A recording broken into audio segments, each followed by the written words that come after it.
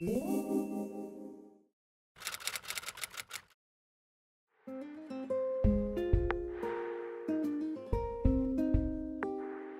à tous et à toutes. Donc, on va vous présenter notre outil Géodéo, qui est en fait une collection d'outils. Donc, on va vous présenter un petit peu le contexte régional dans lequel s'inscrit cette collection. Qu'est-ce que c'est que Géodéo? Quelles sont les productions qu'on a réalisées pour l'instant? Quelles sont les utilisations qui en ont été faites? Et puis, quelle est la suite pour cette collection? En fait, Géodéo, ça s'inscrit c'est un des volets, un même des sous-volets, en fait, de notre plan d'action régional en faveur de la géodiversité et du patrimoine géologique. Donc, c'est un plan d'action qui est coporté par le Conservatoire d'espaces naturels et la DREAL Hauts-de-France et qui a plusieurs axes. Donc le premier, bien sûr, c'est la connaissance. Donc là, on s'appuie notamment sur tout ce qui est l'inventaire national du patrimoine géologique, mais également d'autres types d'études sur la géodiversité en général. Et on a là un des projets qui serait d'avoir une étude sur en fait les sources tufacées, donc au niveau des Hauts-de-France. On a ensuite un volet qui est plutôt sur la préservation, donc qui s'inscrit notamment dans le cadre de la stratégie nationale sur les aires protégées, donc c'est-à-dire mettre en place des protections, qu'elles soient réglementaires, foncières, ou contractuels.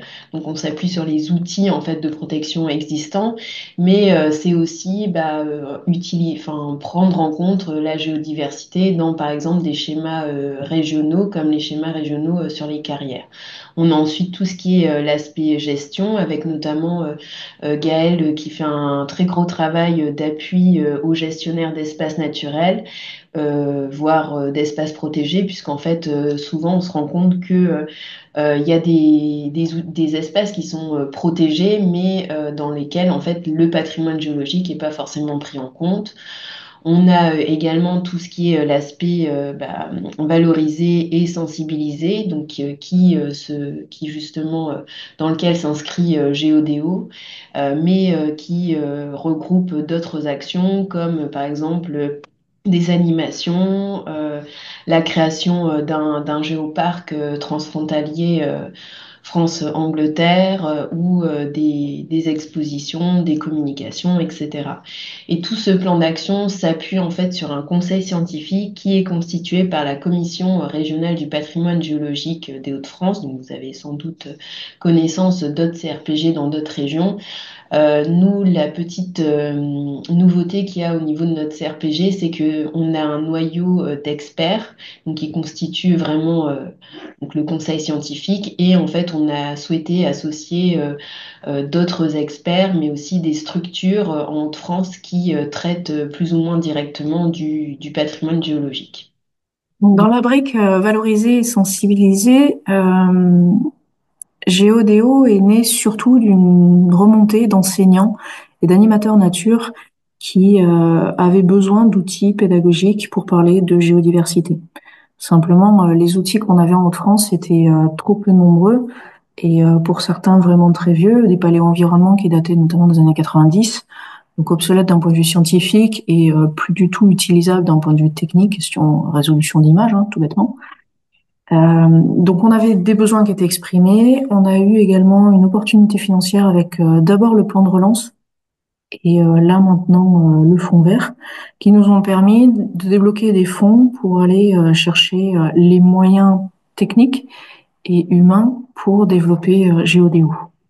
Donc Géodéo, qu'est-ce que c'est? C'est une collection d'outils pédagogiques avec l'ambition de faire aimer la géologie, de susciter la curiosité. On voulait proposer des outils qui soient accessibles, qui soient marrants et qui soient libres et gratuits. Et donc la cible qu'on s'est fixée pour cette collection, c'est les enseignants et les élèves, donc que ce soit de niveau collège ou lycée, mais ça peut même être certains outils pourraient être utilisés même pour les plus jeunes. L'idée, c'est aussi d'outiller en fait les animateurs sur le terrain qui font des animations en lien avec la géologie. Et puis, c'est bien sûr des outils qui sont disponibles et ouverts au grand public. Donc, Géodéo, c'est né en fait d'un vrai travail collaboratif. L'idée, c'était pas de faire un travail en interne entre le Conservatoire d'espaces naturels et l'Adréal. Donc nous, on assure plutôt l'animation, la ligne éditoriale, la cohérence et tout ce qui est budgétaire. C'était faire appel à un illustrateur, donc Nicolas Averland de l'Atelier Monde, qui est présent avec nous aujourd'hui pour qu'il nous appuie à la fois sur la conception, pour tout ce qui est la cohérence graphique, et puis aussi de par son expérience sur la vulgarisation, puisqu'il fait de la vulgarisation sur d'autres types de sujets. Et c'était aussi s'appuyer en fait sur des sachants et donc, on a plus d'une trentaine de contributeurs qui peuvent être enfin, qui sont tous bénévoles, mais qui peuvent être aussi professeurs dans les universités, maîtres de conférences, des anciens enseignants du secondaire. Des chercheurs et donc on a des contributeurs donc qui assurent le fond scientifique et enfin, qui viennent des Hauts-de-France mais qui viennent aussi d'autres régions en fonction des sujets. Donc Géodéo, donc c'est né en 2022 et donc sur la période 2022 et 2024, on a un certain nombre d'outils qui ont été développés avec une volonté d'approche complémentaire et de fournir différents outils qui peuvent être utilisés à différents moments. Donc on a des fresques, on a un certain nombre de vidéos, on a un ouvrage, on a aussi des cartes. On a des webinaires qui sont nés en 2024 et donc qui vont se poursuivre. On a un marque-page qui présente à la fois l'échelle des temps géologiques, mais qui est aussi un outil de communication. Et puis on a des activités. Et maintenant, on va un peu vous détailler les différents outils donc, qui sont présents ici. Du coup, pour vous présenter les productions Géodéo, on va commencer par les fresques, qui sont en fait des paléoenvironnements. L'idée générale, c'était de proposer une représentation des environnements passés de la région Hauts-de-France, basée sur le registre fossile présent sur le territoire régional, et donc avec le soutien d'un certain nombre de contributeurs, principalement universitaires pour les fresques, afin que les documents soient les plus solides d'un point de vue scientifique. Donc il y en a 7 qui ont été développés. Je ne vais pas m'appesantir sur chacune d'entre elles, mais globalement on couvre 6 grandes périodes de l'histoire géologique régionale, du Dévonien, Carbonifère, le Trias, la mer de la Craie, le Lutétien, et puis le Quaternaire qui a été fait en 2 volets avec période interglaciaire, saison estivale, et période glaciaire, toujours en saison estivale. Donc l'idée, c'était vraiment d'apporter une représentation pour que le public puisse se plonger un petit peu dans les environnements passés de notre région et se dire, ah oui, effectivement, il y avait ça dans notre région à cette période-là, ah mince alors, comment ça se fait? Et du coup, piquer un peu leur curiosité sur la question. Et donc en utilisant les paliers environnement, en fait, on s'est rendu compte que c'était pas forcément suffisant d'avoir uniquement la représentation et donc on a constitué un ouvrage, donc Monde merveilleux des temps passés, voyage géologique en Haute-France, avec l'objectif d'apporter des clés de compréhension sur les environnements passés de la région et également sur les espèces qui étaient représentées. Donc l'ouvrage, en fait, il se constitue en 2 parties. Donc une première page qui va un peu détailler le paléo-environnement, donc avec la liste des espèces qui sont représentées, donc on appelle le coin des espèces.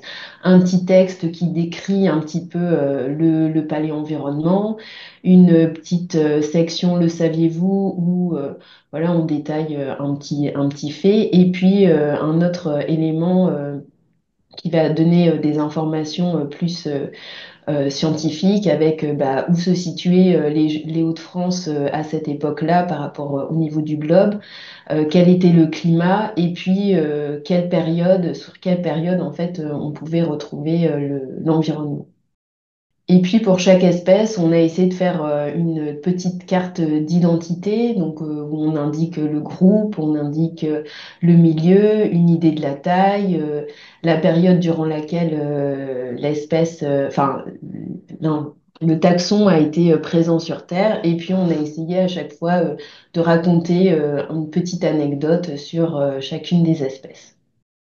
Le troisième volet de la collection Géodéo, qui en fait a été le premier que l'on a développé, c'était les petites vidéos d'animation. L'idée de ces vidéos, c'était de raconter en 1 minute 30, entre 1 minute 30 et 3 minutes, d'introduire en fait certains sujets géologiques régionaux.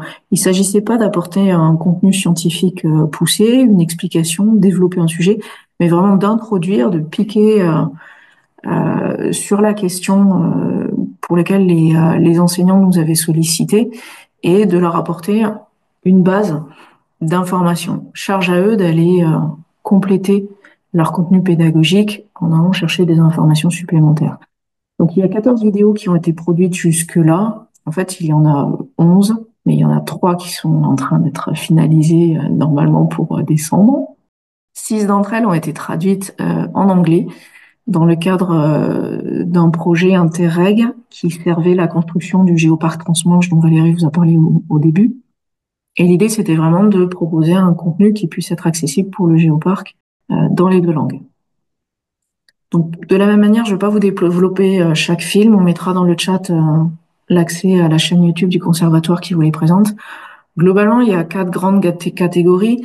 Il y a ceux qui sont plutôt portés sur les roches, les fossiles, leur constitution à créer, le charbon. Il y a ceux qui sont plutôt géomorpho et processus, donc l'ouverture du détroit, la formation des dunes, la plaine maritime flamande. Il y en a 2 qui sont tectoniques, donc plutôt sur la période hercynienne pour le premier et sur la suite pour le second. Et puis enfin, une thématique climat avec les cycles de Milankovitch, qui était un gros point de questionnement pour les enseignants avec lesquels on avait échangé, et puis le changement climatique. Une dernière catégorie qui est en train d'être construite, c'est autour de la géodiversité et ses définitions. Donc un qui est purement définition de la géodiversité et 2 qui sont en train d'être construits sur la géodiversité au quotidien, quoi elle nous sert et où est-ce qu'on la trouve. Et puis un plus historique sur les interactions géodiversité, biodiversité au cours de la construction de notre planète. Et puis parce que en fait les contributeurs étaient souvent frustrés de réduire un petit peu tout leur savoir à 1 minute 30 à 3 minutes et qu'on avait aussi des demandes justement pour approfondir les sujets. On a monté en 2024 les cafés Géodéo avec l'idée en fait d'aller un peu plus loin sur les sujets notamment qui étaient développés au travers des films. Et donc de pouvoir aussi permettre aux usagers de poser des questions sur les sujets scientifiques. Donc à chaque fois, on a un des contributeurs, notamment des films, qui est venu présenter une thématique, donc que ce soit sur l'ouverture du Pas-de-Calais, l'évolution des faunes au Quaternaire, la plaine maritime flamande, les terrasses de la Somme, l'industrie houillère ou les climats passés. Donc on en a eu 6 en 2024 et l'objectif, c'est de poursuivre en 2025 sur les films qui sont déjà créés, sur les nouveaux films, mais aussi sur tout autre sujet qui peut être intéressant sur la géodiversité en Haute-France. Nouvel outil qui a été demandé cette fois-ci plutôt par les animateurs nature, qui utilisent beaucoup de cartes sur le terrain. On a, dans le cadre des films, utilisé les cartes de Blackie qui ont été développées en 2007. On les a redessinées, simplifiées. C'est surtout Nicolas qui a fait ça. Pour les utiliser dans les films. Et en fait, c'était un document qui était particulièrement attendu par les animateurs, puisqu'effectivement, ils les utilisent pour replacer l'environnement qu'on leur donne à montrer, par exemple, aux Dévoniens, replacer les participants des animations dans un contexte dans un contexte global, en fait, revoir où étaient les continents et pourquoi on avait ces environnements marins, par exemple, avec des récifs. Donc, 8 cartes paléogéographiques ont été développées. Si d'autres sont nécessaires dans le cadre des films, elles viendront compléter la collection à l'avenir. Ensuite, très récemment, un échange avec un enseignant nous a amené à réfléchir à un nouvel outil qui est en cours de développement et qui n'a pas encore de nom. Donc, n'hésitez pas dans le chat si vous avez des idées, on est preneurs. L'objectif, c'est de faire travailler les enfants en classe sur l'écologie des espèces, leur anatomie et les environnements qu'elles peuplaient. Et donc, la demande a été de prendre les fresques, d'enlever une part de la faune, de la mettre sur un document à part pour que les enfants puissent reprendre chacune des espèces, regarder dans l'ouvrage Monde merveilleux quelle était l'écologie de cette espèce-là et la replacer ensuite sur le bon paléenvironnement dans sa bonne écologie. Donc ça, c'est un développement 2024 qui devrait arriver prochainement si on lui trouve un nom. Et enfin, le dernier outil, c'est un marque-page qui est un peu à cheval entre plusieurs objectifs, qui est à la fois un document de communication, puisque sur le recto, on a mis le QR code qui donne accès à Géodéo, et puis parce que l'idée c'était qu'il soit quand même un petit peu joli, donc on a repris notamment la fresque sur la mer de la Craie. Donc un objet joli qui communique sur Géodéo, et un objet qui soit pédagogique quand même, qui serve notamment lors d'animation. Quand on parle des environnements qui se sont succédés dans la région, on va parler de périodes, des périodes que le grand public ne connaît absolument pas. Et donc l'idée, c'est de leur distribuer cette petite échelle pour qu'ils puissent se repérer et qu'ils aient une représentation, en tout cas, des périodes auxquelles on leur parle. Donc c'est un double objet. On en a imprimé 2000 pour l'instant, qui ont été quasi entièrement diffusés à un certain nombre de structures que vous voyez ici listées. On va en imprimer 1500 de plus, puisque on fera prochainement un envoi à tous les collèges et lycées de la région trans d'une partie de Géodéo. On en parlera juste après. Donc, Géodéo, quelle diffusion? L'idée, c'était vraiment de mettre à disposition de façon libre et gratuite. Donc, en fait, tous les éléments sont en téléchargement sur le site du conservatoire. Alors, on passe par un site, par un lien de téléchargement et notamment par un formulaire. Pour nous, l'idée, en fait, c'est de garder une trace des téléchargements, du public qui est téléchargé. Ça nous permet, d'une part, de pouvoir justifier pour la suite des financements, voilà, que l'outil est utilisé. Ça nous permet aussi de pouvoir ensuite relayer l'information dès qu'il y a des nouveaux outils qui sont créés. On a également enfin, tous les vidéos et les cafés, les cafés Géodéo, donc, qui sont en fait des webinaires qui sont mis en consultation sur YouTube. Et donc actuellement, pour l'ensemble des outils, on est à plus de 9000 vues. Donc en termes de conditions d'utilisation, on est bien sûr sur de la licence de Creative Commons. Et tout récemment, on a aussi été labellisé Année des géosciences 2024-2025. Et donc, normalement, notre ressource, elle devrait être également relayée via le site de l'Année des géosciences. Mais a priori, pour l'instant, il y a un petit souci sur le site, donc c'est pas encore le cas. Mais on a bien été labellisé Année des géosciences. C'était une question du chat, donc voilà, je profite pour y répondre. Ensuite, quels utilisateurs de Géodéo? Donc, on a commencé à analyser notamment les téléchargements, donc les réponses au formulaire dont Valérie vient de parler. En termes d'utilisateurs, on s'est rendu compte que la part était assez répartie entre les universitaires, notamment les contributeurs de Géodéo, qui téléchargent et utilisent pendant leurs cours, pour certains d'entre eux, le monde de l'enseignement avec à la fois des profs de collège, de lycée, des inspecteurs académiques, les animateurs nature, animateurs au sein de collectivités aussi, qui sont en prise avec le public et qui ont besoin d'expliquer leur territoire à leurs citoyens, et un certain nombre de structures et personnalités pas forcément tous su identifier, mais dans les structures, il y a des structures nationales, notamment Réserve naturelle de France, la Fédération des conservatoires. Il y a une association nationale qui traite de requins aussi, qui a téléchargé Géodéo. On était un petit peu surpris. Donc voilà, pas une très très grande diversité d'acteurs, mais ceux qu'on avait ciblés pour la création de Géodéo sont là. En termes d'origine, par contre, une grosse proportion trans, qui est relativement rassurant par rapport au travail que l'on a fourni. Pas mal finalement, un gros quart d'utilisateurs qui sont extra-régionaux, notamment nationaux, des collèges et lycées de PACA, de La Ciotat aussi, qui ont téléchargé, donc c'était intéressant. Petite part étranger, donc dans le Kent, notamment en lien avec le Géoparc Transmanche et en Belgique. Nos voisins, c'est relativement logique. Et puis quelques-uns qu'on n'a pas su déterminer d'où ils venaient, enfin pas qu'ils hésitent à se manifester un jour. Ensuite, dans l'utilisation à proprement parler de ces outils, donc bon, les enseignants n'ont pas encore forcément beaucoup de retours. Mais on organise la semaine prochaine un webinaire justement pour discuter avec nos utilisateurs sur leur utilisation et leurs besoins pour l'avenir. Mais on sait d'ores et déjà que Géodéo a été utilisé dans 4 expositions, donc 3 régionales et une dans le sud, qui a été. Alors je ne sais pas si l'exposition est finie, mais la demande avait été formulée par le PNR des Causes du Quercy. On verra ce que ça donne. Géodéo a été utilisé dans la musette pédagogique que le Géoparc Transmanche a développé pour ses géo-ambassadeurs.